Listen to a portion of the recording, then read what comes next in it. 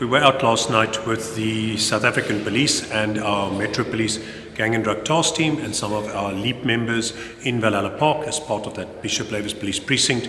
Just seen quite a bit of violence over the last months, supporting SAPS in executing search warrants on suspected gang properties where we were also looking for drugs and firearms. And this is a daily exercise as we do day after day, raid premises, do stop and searches along the way, do vehicle checkpoints and other policing operations responding to the gunfire detection technology to try and find the drugs and firearms that drive the gang economy. We support our South African police as best we can in the fight against gangsterism. For the past few years, along with our provincial government, we have invested extensively in the fight against crime. We invited the media out for a very important reason. With the vast majority of murders being committed with firearms, we made this our priority. Over the last few years, we've removed hundreds of firearms. In fact, since 2021, we have seized 1,670 illegal firearms and removed them from our communities. Around this hall, we have lined the walls with just some of the photographs of all the firearms we've seized and handed over to SAPS. Sadly, out of all of these cases, less than 5% have seen convictions. So where are all these persons that were arrested and what has happened to all these cases? This is the reason why we've brought the media here today. All these firearms, all these arrests, daily our officers put themselves in danger and risk their own lives only to see the same perpetrator released just days later and back on the same streets. As soon as we find an illegal firearm on the streets, the law requires that we must immediately deliver the suspect over to SAPS, along with the firearm. The law then requires SAPS to assign a detective and to then investigate the matter. The detective needs to send the firearm away to the ballistics lab and await for the testing to be completed.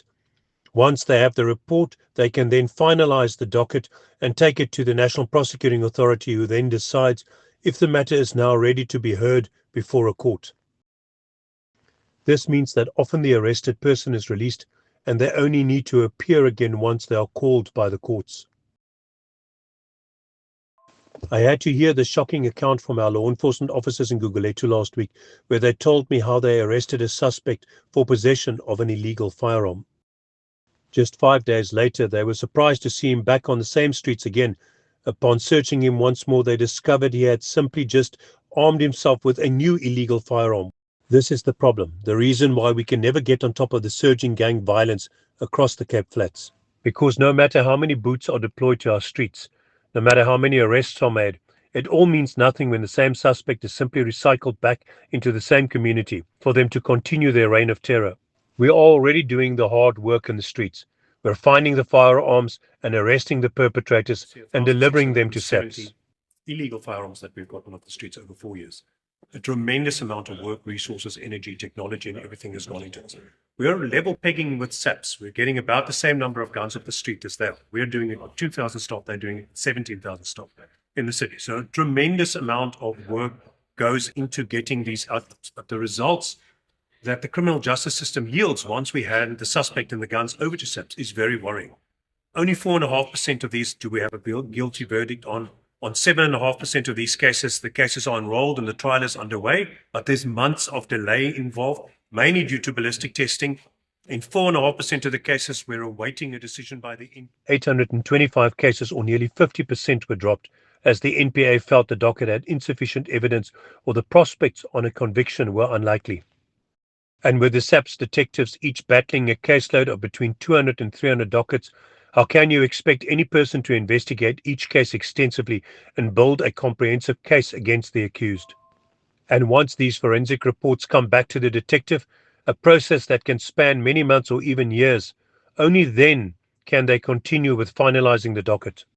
As the head of the NPA said several years ago, the failure of the state to achieve meaningful policing outcomes is the failure to gain effective prosecutions. For the effort you're putting in, thank you. For the outcomes you're achieving, you are really doing. Instead of calling for more boots on the ground, we need to focus our attention on the real problem, that of the broken criminal justice system. But we need to improve the manner and the speed that these cases are brought before a court so that these perpetrators can be removed from the communities and not just recycled back into the system. Some have now called for a commission of inquiry into the gangsterism across the Cape Flats. While we do not need to spend more time on figuring out what is broken, as this is well known, These results are completely and totally unacceptable. such a commission would serve to put the spotlight on those things that are problematic. We already know what is wrong, and more than this, we're wanting to help fix it. If we are given the authority to investigate, we can assist our SAPS colleagues with the extreme backlog of cases they're having to deal with. We can bring these perpetrators to justice. We need to overhaul or capacitate the SAPS forensic labs. Of all these firearms you see around us, 152 of them still haven't had their testing finalized and the report given to the detective. It is an insult to our communities to continue on this way. It's an insult to our officers who sacrifice their own safety while bravely going after our society's most violent criminals. It's called comfort to a mother who has grieved over the death of a child who has been caught in the crossfire of the gangs waging war on each other. It's time to fix the broken criminal justice system. It's time the minister answers our calls for devolution and uses the power he already has to do this. It's time to drastically improve the conviction rate and to stop simply recycling these criminal offenders back into our communities.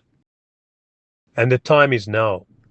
That is why we are urging the minister to use his authority and to urgently devolve the powers to municipalities that have demonstrated their competency.